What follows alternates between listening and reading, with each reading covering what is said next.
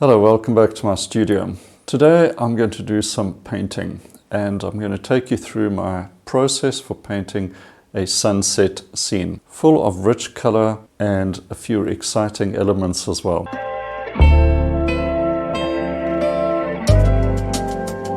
Right, when I choose a reference, I'm really looking for a composition, interesting clouds and inspiration from the actual scene itself, the colors, and anything that may just make it a bit more interesting and different. But that's as far as it goes. When I'm actually painting it, the colors and the direction I take can change quite a lot.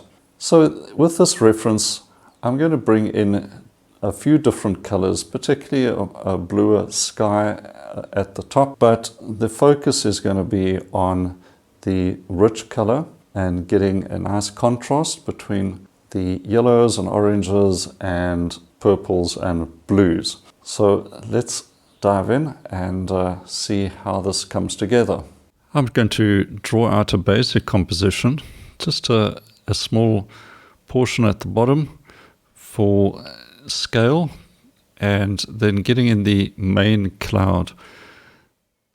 And that's the largest mass shape that's going to be in this painting. And everything's going to work off that big cloud. Now the second cloud you can see in the reference, I'm going to make much smaller. Just more of a supporting role for the lower clouds and the little ones at the top. So there's one dominant mass shape, and that's going to be dark, and it's going to contrast with all the lights around it. Now I'm using some cadmium orange and burnt sienna over here, and I'll bring in a little bit of alizarin crimson as well to get a nice, rich, transparent color for the landscape in the foreground. All being influenced by the light, and it's that rich color that I'm after. I'm bringing in a little bit of ultramarine to darken the extreme foreground, because there's going to be a transition of color as we move up closer to the main source of light, of course. So you move from cooler darks to lighter warms. No white paint coming into this foreground at all. Getting a nice transparent color there. For the blues, I'm using ultramarine blue, cerulean blue, and a little bit of cobalt blue. Here I'm mixing cerulean with white and a touch of lemon yellow to get that blue sky at the top, but obviously influenced by all that warm yellow light. So a slight greenish tinge to it makes it a nice complement to the reddish warms as well. So a lot of complementary colors going on in this painting. Yellows and violets and orange and blue, mixing up a sort of warm gray for the lower part of the sky here. Remember, this is just the early block-in stage. A lot of these colors will develop as we go along. But just important to get your main thoughts on the canvas, and then you can start refining and adding more paint. Now the sun has just set above the suggested trees at the bottom there, so that's going to be a strong source of light. I'm getting in some grays for the lower clouds. I will develop those further and darken them towards the center of each cloud mass. Now getting this thick, juicy paint just behind the trees, suggesting where the sun has just set. Using a number 6 bristle brush, but to its full extent, just putting on the paint and putting it down nice and thickly. And now just getting a little bit of definition into these trees. I'll just get this out the way, and once it's done, I can focus on the sky and clouds. bit of orange and alizarin crimson, a little bit of ultramarine to add the dark. For the smaller shapes, they're pretty much going to be orange and red because being small, they are basically consumed by the strong light behind.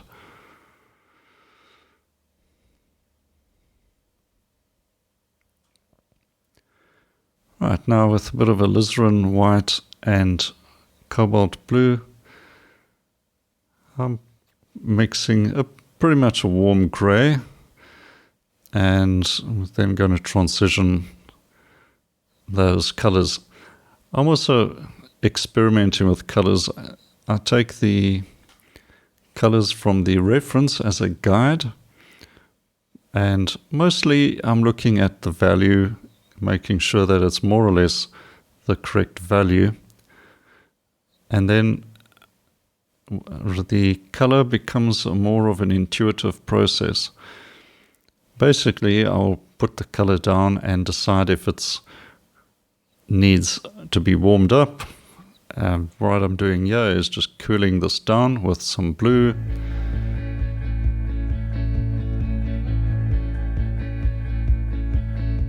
And composing the scene while blocking in as well.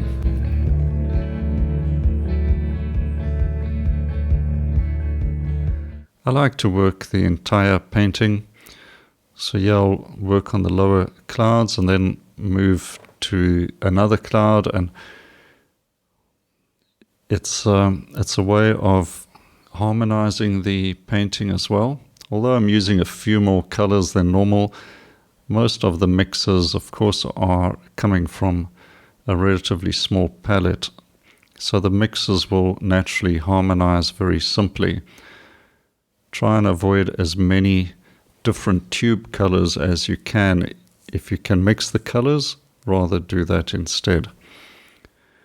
The yellow I'm using is yellow lemon, and getting a bit of orange in it here and there to deepen it. But as far as the color of the light from the sun setting, lemon yellow is actually a better color to use. It just gets that brightness of the sun.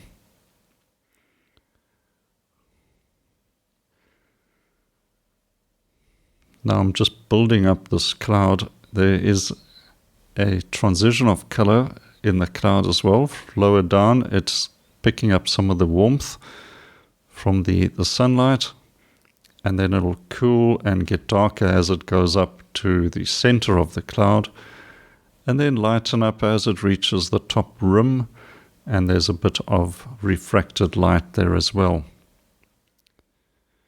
Mixing up a violet, and I'm really just looking for the ideal violet shade. Cooling it down with a little more blue, add some white, and that's a pretty good violet color. I'll see how it reacts with all the other colors I've put in already, so everything must work together. Getting a darker violet, almost a purple, but distinct alizarin influence, and so I get a little bit of a gradation into that cloud.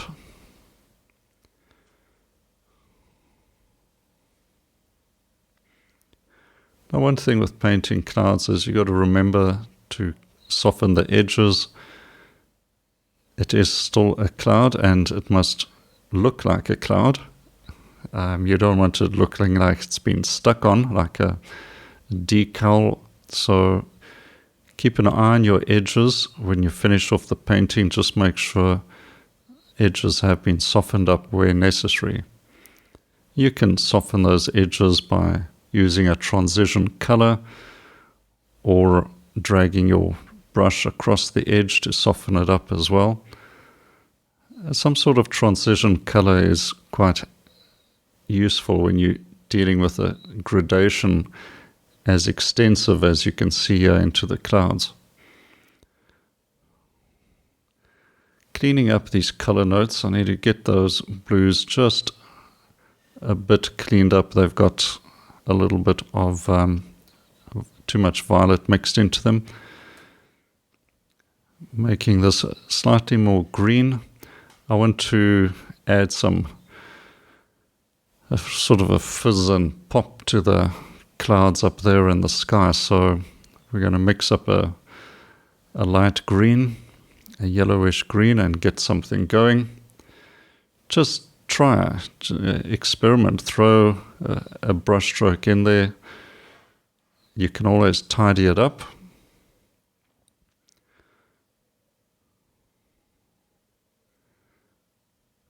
And these brush strokes help to convey some movement in the sky as well. I don't want it looking too static.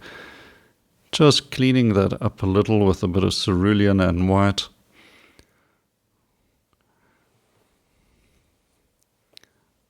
And a few complementary color spots there. And then something's going on. So that's what I want. I want it to look interesting. It's not just about pretty colors.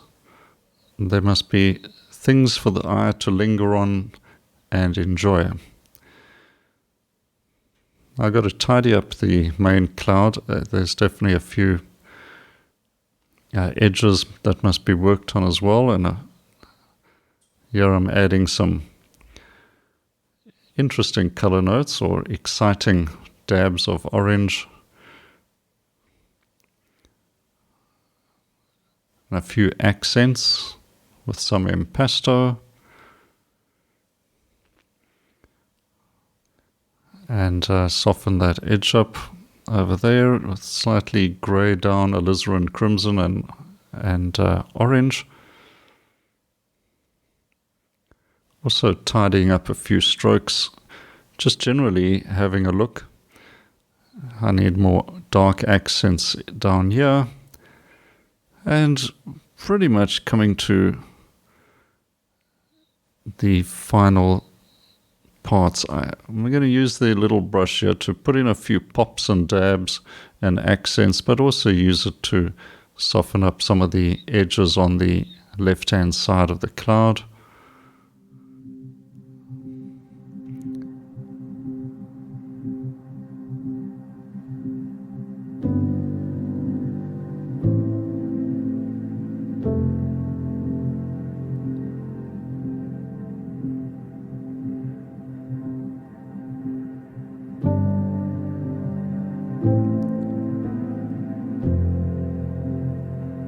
Just tidying those edges up.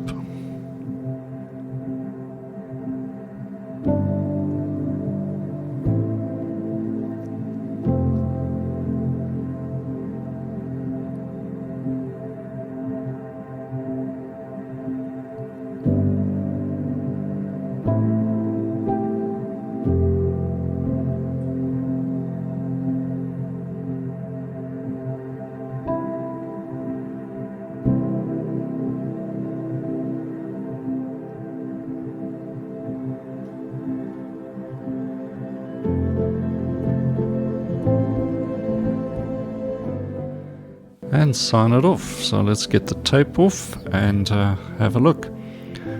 I enjoyed this little sketch. I think it's nice and bright and interesting. And have a go for yourself. I hope you learnt a few tips and tricks you can apply to your next sunset painting. It's always a great subject, and just look for that composition of those clouds and then have fun with the color. You can do so much. As long as you get the basics in place, you can be free and experimental with your colors and do something really interesting. Now remember, if you haven't had a look at my free painting course, you can find a link to that up here and also in the description below. Be sure to subscribe to the channel if you haven't already. Hit the notification bell so you don't miss the next video. As always, Enjoy your painting, and we'll talk again soon. Cheers for now.